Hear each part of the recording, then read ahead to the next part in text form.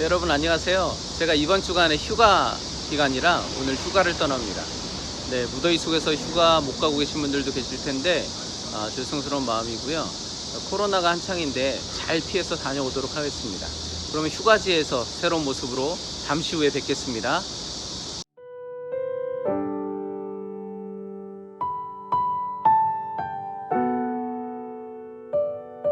8월 20일 수요일 한절 한끼 서정훈 목사입니다. 제가 오늘은 휴가지에서 이렇게 여러분 만나게 뵙게 돼서 더 반가운 것 같습니다.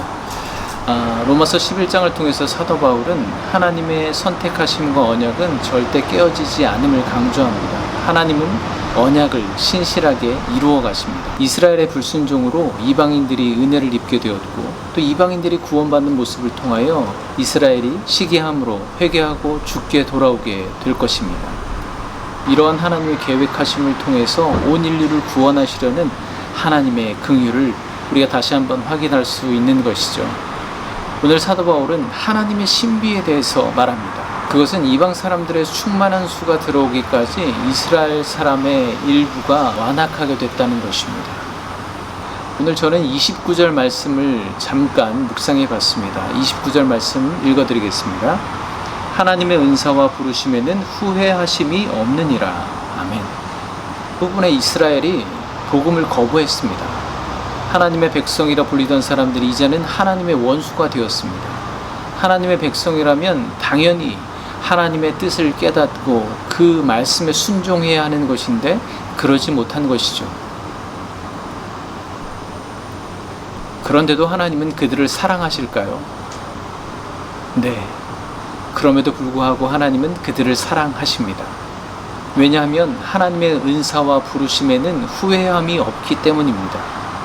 여기서 후회함이 없다는 말은 거둘 마음이 없다는 의미입니다.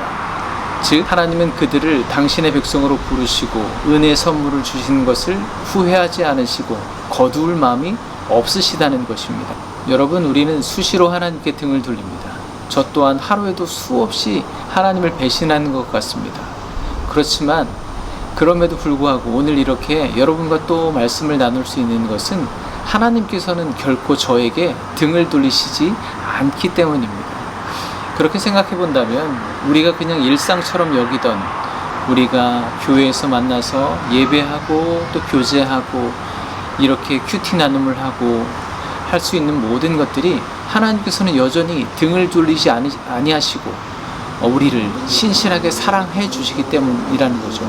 하나님은 우리가 하나님을 포기하더라도 하나님을 놓아버리더라도 그분은 결코 우리를 포기하시거나 놓지 않으실 것입니다. 왜냐하면 하나님은 언약에 신실하시기 때문입니다. 여러분, 하나님은 후회하지 않으신다. 사실 하나님 입장에서는 어떻게 해도 후회하지 않을 일일 것입니다. 그런데 왜 하필 하나님께서는 우리를 구원하시는데 후회하지 않고 돌이킬 마음이 없으시고 끝까지 그렇게 그 언약을 지키시려고 노력하시는 것일까요?